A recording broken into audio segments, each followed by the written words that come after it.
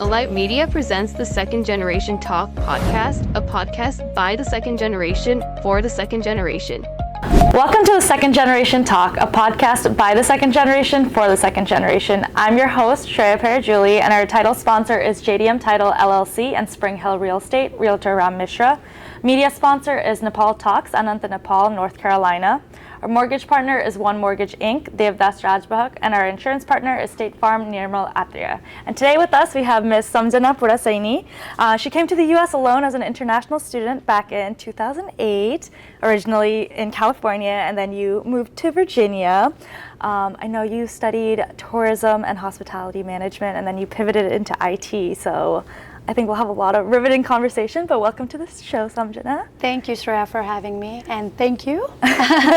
Of course. So I guess, do you want to add anything about your introduction? I know there's a lot to talk about, but anything that I'm missing that you want to let our viewers know about you? Yeah, definitely. You definitely covered most of it. Okay.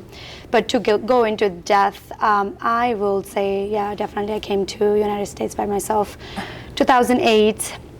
I came to California because of desert. I came into the States by myself, right. Struggling hard, right? And due to weather condition and not having any family members in California side, so I decided to move to Virginia, and I decided to move into various career paths. Tried IT, business measure, hospitality, and then okay, hey, here I come. Right. let me graduate, at least graduate on something. True. So I completed my Bachelor's of Science in Hospitality and Tourism Management in 2015, I would say, and started to pursue my career within hospitality management. I started to work with Marriott International. Wow. For the first time, that was a big experience. I started to work as a voyager. It's like internship, but you are doing a management and training program. Where you are training to get a managerial role. Nice. So it was quite a bit of experience there. Worked for Marriott for another 5 or 7 years. Moved to different, within DMV area, moved to different state, I would say, DC, Maryland, Virginia, so experience every city, experience how the demographics are, employee-wise, and how you are managing different demographic group, which is very challenging and interesting at the same time. Quite a good experience, I would say. Right. Definitely. And within that career move, I was also promoted to different managerial role, where I got Voyager to operations manager role, then moved to assistant general manager, and I decided, this is the time. I need to take a pause and then try something else in my life, Gotcha. So then I decided to jump towards, let's see what IT has for me. Right. Okay. Makes sense. Okay. I feel like you've had such an interesting career, because I feel like switching from hospitality to IT is very different. So it is. I guess before we talk about that pivot in your career, I guess let's talk about your journey first, coming to America and coming to California. I guess what was the biggest cultural shock? What shocked you the most? Coming alone to a foreign country from Nepal. What was probably one of the biggest shocks? That was like I said, I had just turned 18 when I came to okay. Still a baby, still very young. Yeah, definitely. I would say I still feel like a baby. I think we all still do, especially in front of our parents. Yes. Always a baby in their eyes. So yeah, definitely it was quite a bit of cultural difference, coming from the country where culture full of social engagement and very involved and let's say a big cultural respectful countries like Nepal. It's very community oriented, that kind of. It is. Yes, it was quite challenging where I was alone. Right. I had zero knowledge about American culture. Right. So I just had to adapt to what I know so far, Right. you know, at the same time being respectful to somebody else's culture, you know. Right, yeah. Coming from like very socially involved and celebrating every festival every Right. month, let's say a couple of festivals within Right. like a month or week sometimes, you know, Right. depending up, this is our festive season, Right, right? So right, right. you name it, like the tihar, Yes. teas and everything. Right. So coming to somebody else's culture and adapting to things like Halloween, what is it? You Right, don't know it, right. you know, or yeah, you know Christmas, but like how much you know, you know. Right, yeah. So all that and adapting to how they celebrate and understanding the concept behind it was very challenging. Again, at the same time, where I came in California, I had no family, Nepali family Right. members. Okay. When I was in Cause of Desert, which was a very hot, Of course, yeah. like deserty area where you will not see any close family members, Right, and right. you have nobody to like explain, hey, this is how it is transitioned or like celebrate it, you know. Then trying to just like mingle within the group and then act like, oh, you know it. At the same time, you technically don't know anything about their culture. Right. And being respectful, it was the biggest challenge for me. Right. There. sense. But definitely, as you grow, as you Right.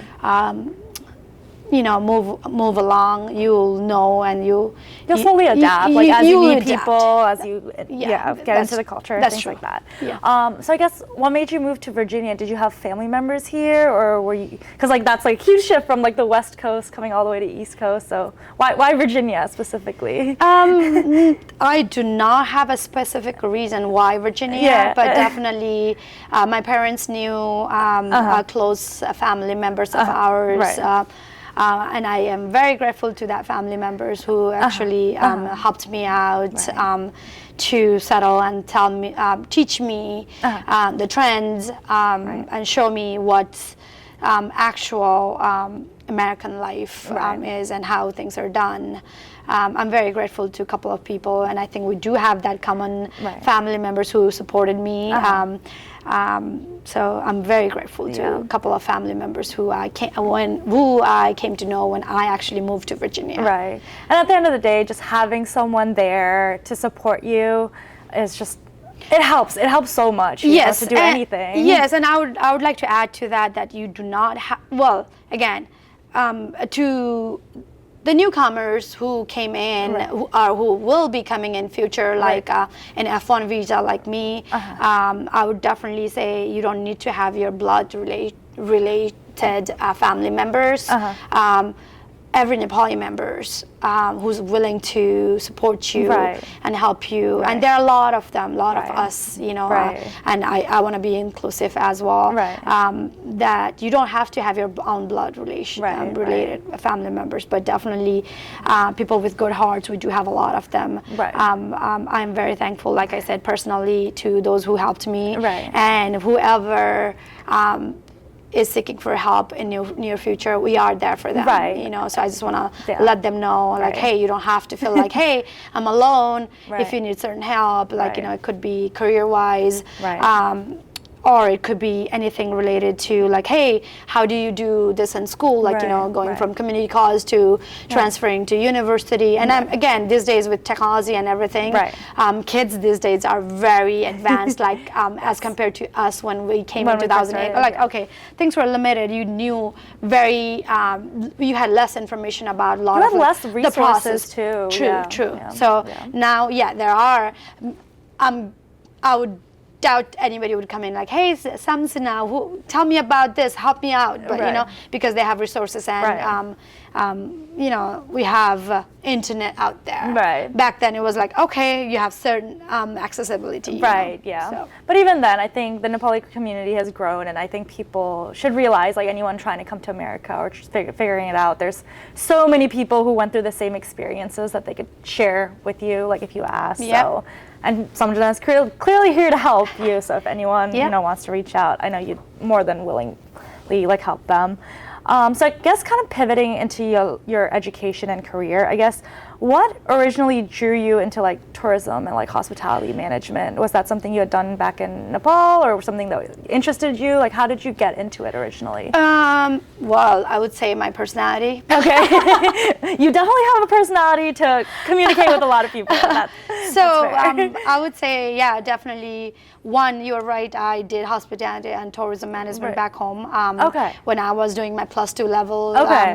Then I thought of continuing that when I came in here. At the same time, coming from the country where you are culturally rich, you are socially engaged, you are more hospitable, and I would also say the upbringing that I got from my parents, like being like, how you are, you go out, help people, you are socializing, you are you're just communicating with, like, especially like how we are close to our elder members, grandparents, coming from a close perimeter of like where you are living with your, how we still do, right? Currently I'm living with my husband and his family and my family. We live closely with each other. So coming from that culture, and I feel like I'm more hospitable, and I got it from my upbringing from my parents. I would definitely say it was on me, and I didn't have to explore much, like what it was on me. That is the reason why I decided to, why don't I continue with what I have on me? Then once I'm done with, once I completed my bachelor's, why not give it a chance to what I fantasize on? And yeah, like you said, I think because you had that experience at home, like that's just your personality, it just seemed like the right fit for you, for sure. It did. Yeah. It did.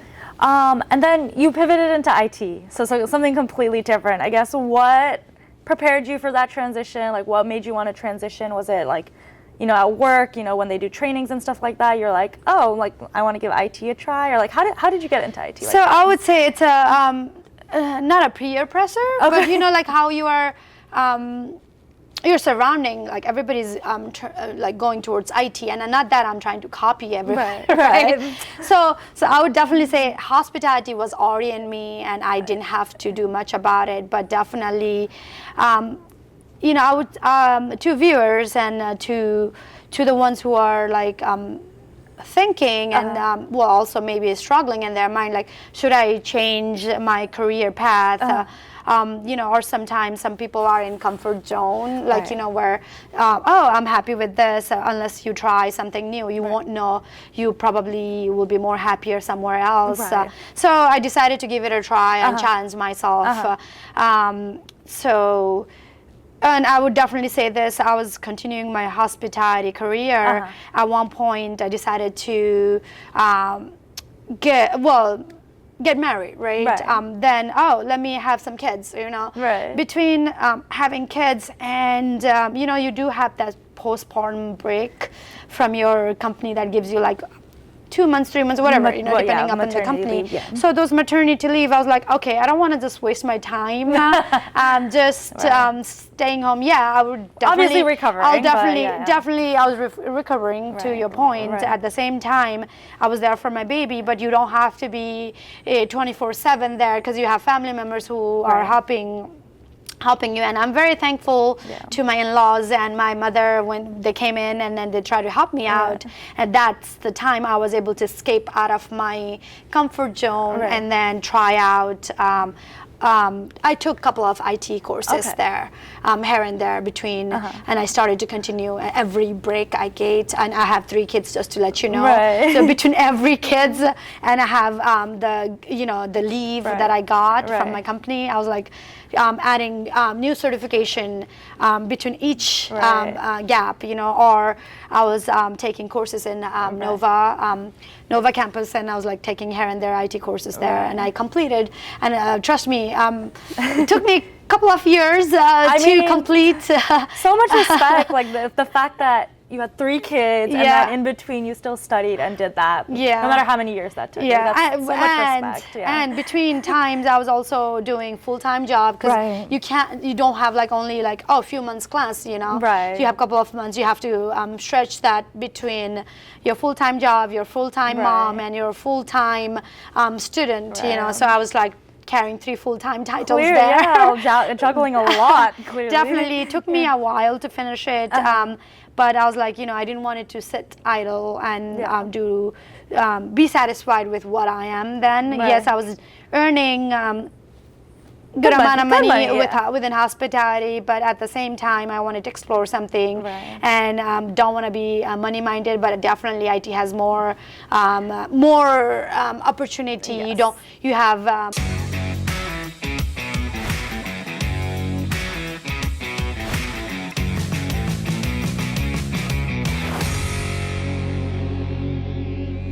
Alight Media presents the Second Generation Talk podcast, a podcast by the second generation for the second generation. Welcome to the Second Generation Talk, a podcast by the second generation for the second generation. I'm your host, Shreya Parajuli, and our title sponsor is JDM Title LLC and Spring Hill Real Estate, Realtor Ram Mishra. Media sponsor is Nepal Talks, Ananta, Nepal, North Carolina. Our mortgage partner is One Mortgage Inc., Devdas Rajbahak, and our insurance partner is State Farm, Nirmal Atria. There's a bigger scope as well. You do have bigger scope, bigger pay. Yeah, I think, I have to be honest, yes, definitely. But definitely a lot of involvement, a lot of learning, challenging. You have a lot of learning curves because definitely switching your career for 360 degree is not a joke. And definitely I don't want to discourage anybody, but I definitely want to encourage somebody. If I could do something like that, having 3 titles, a full-time mom, full-time student, and full-time job, definitely everybody can do it. And I definitely want to send that message to everybody. Take the challenge, try it out. You have nothing to lose. You'll always learn new things. Switching career or your educational field, you can always learn more. You have nothing to lose. Try it out. Plus you're young, it's like you don't have to have it all figured out. Like you pivoted into IT, maybe in the next couple of years you want to try something completely different. Like you totally have that option. Who knows, right? Yeah. Let me try medical field. Exactly. So maybe one day something interests you, you're like, let me give it a shot. I mean, there's so many opportunities out there. Like you shouldn't feel like, oh, I'm in IT, I'm going to be in IT forever. Definitely. Like that doesn't have to be the case. Definitely. So I guess let's talk about what you do today now that you pivoted into IT. Like, could you give us like a little bit of like the day-to-day of what you do, like what your role is currently, and just... Sure. Definitely, like I said, I was carrying 2 careers. At one point, I was like merging into, which one? Between that transition, I decided to work for this. It's a small local company based in Alexandria. I worked for small firms within that called Data Group. They had a couple of clients that I was taking care of their businesses, like cloud, portion of it, here and there database, But definitely that was like just a transition. Then I decided to, within my 3rd baby and postpartum, when I was taking my maternity break, I decided to do something within cybersecurity. So I did my master's in cybersecurity. I completed my master's within 2 years. I did not take the break. I was like pushing myself along with doing my master's in cybersecurity. I was doing Security Plus as well, separate certification course. So I was like, okay, I have certification. I have a master's in cybersecurity. So why not look something in the real world? So I decided to apply for a couple of companies. I don't recall applying a lot of them, like here and there, Amazon, EY. I even applied for EY. And unfortunately, I didn't get it. If you ever want to switch, I can always refer you. I'm happy for now. Okay. For now. And again, I don't want to just like be in my comfort zone. You never know. You need those networking as time permits, as the suitable time comes in, I'll definitely think about a career switch too. I don't want to be happy on what I have and where I am right now, because if you're happy, you are not growing. That's my concept. And again, I could be wrong in somebody else's eye or thought, but definitely you need to explore. But you need to wait for a right time, but definitely, I decided to apply for Marine Corps, which is a government company where I do cloud admin. I am definitely with Marine Corps right now, taking care of their cloud portion of government. I guess what part of that do you really enjoy, and what do you find challenging about it? Like based on what you can share, like what's been the fun part? What's been the hard part? Definitely. Coming from private sector and transitioning to government sector, it's a day and night thing. Definitely. You do have a learning curves. Company culture is the biggest thing, So how government, you have a lot of things, your hands are tied on a lot of things, PII, PHI. You have to be very careful with what you do, how much you explore, how much you can share and all that. At the same time, public sector, when you come from public sector, not that you can share everything to everybody, but I think you have a little flexibility there to what you can explore and how much you can do. But at the same time, my day-to-day, I do work very closely with, let me bring that back. With my title and what I do technically, I oversee the cloud portion of MCCS.org, Marine Corps, and then they do, we do have a couple of cloud platforms that we use. So AWS is one of them, and I work closely with Microsoft. We use Microsoft product. Not that I can give much depth into like, what I do and what kind of product I use, but technically we do have a third party who manages our AWS portion, but we do a lot with Azure, and then my day-to-day life or activity within MCCS is I just go in, look into what's needed. User access, identity management, you name it. All the cloud project, stories like VMware. You handle it all. I handle that all, and at the same time, we are transitioning from, how government sector it's kind of laid back into. We are still, some of our products are still on-prem versus like cloud. We have not fully transitioned into cloud, but we are slowly but surely getting into migrating our VMware, our SharePoint towards, being cloud. On the cloud. So biggest project I'm working on is Power Apps, Power Platform is something I'm very involved in currently. Working on Power BI, data visualization, making that easily accessible to the users, making their life easier versus like, looking at this. Like a massive spreadsheet, and then like, where is this data? Versus like, let me look into that specific data I'm looking for. I'm making their life easier in brief, Power Apps, I'm building in applications within Power Apps, and again, automating things like creating workflows for, let's say, like for example. System access, automating workflows within providing access, like system access control and all that. That's my day-to-day, along with ticketing system, which you use, Jira, ServiceNow, the classic government tools for you know it all. Those are my things that I am biggest focusing on right now, and also we are also transitioning to AI. Slowly but surely we are getting Copilot Studio, building in agents. Within the org, hey, creating an agent, like telling the agent what to do, so making everybody's life easier there too, versus like Googling every answers, like going through all this spreadsheet versus like, hey, Copilot, give me answers to this, like what's the weather like today or tomorrow, some sort of like example, Just creating an agent so that we can make a user's life easier. So those are my biggest day-to-day thing that I do within MCCS, to be very brief about it. Yeah.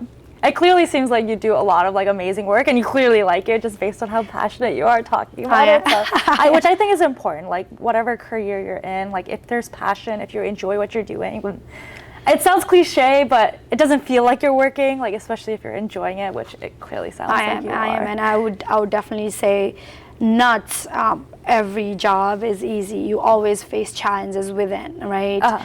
You always, no matter how expert you are, how pro you are, you definitely have challenges or limitations, or you have learning curve there. Oh, I didn't know this. Let me try a better way to do it. And that is when you need to collaborate with your team or your, let's say, if you have a small group or a team members that you're working with or a small project that you're working with, you should be able to talk to your immediate supervisors or your managers and let them know, like, hey, I'm running into these challenges, or give me resources to learn, give me opportunity to pursue more knowledge within this field, you name it, whatsoever, right? And they are there, and I would definitely say they are there, and most of the enterprises that you work with, they do have that resources. You just have to look for it. If you do not, you will be not learning more. You know, you will be like, okay, struggling on your own. You know, if you speak up and then like, hey, I need help with this, you have to be upfront. You don't want to be boastful and like, hey, I know it all. That's not gonna help you learn. You always have to seek for more support, trainings, you name it. There are a lot of sites or tools that you can use within your in the sense in general, whoever is pursuing their career, and like, you know, newcomers, I do want to let them know that you always have to reach out for help.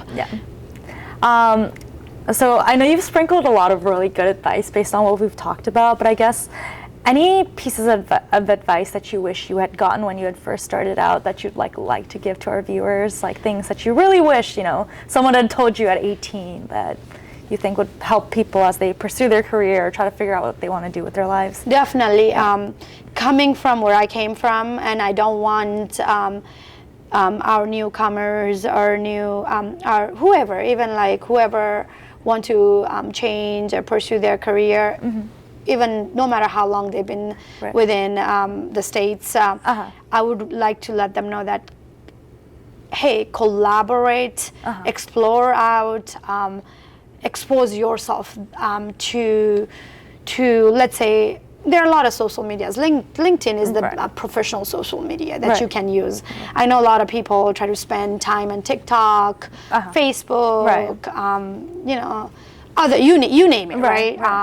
Instagram and all of that. And again, everything has their own pros and cons to it. But I would say expose yourself to like platform like LinkedIn. Try to have connection where you can definitely get benefit out of. You will be like, I would say you'd be able to, like, there are people who are seeking for help. There are people who are trying to get employees within their company, and there could be CIOs, there could be a manager to XYZ company. They're looking to hire a great fit, and you could be a great fit, right? Do not hesitate to not explore and put you out there within the social media in a good way, in a good platform.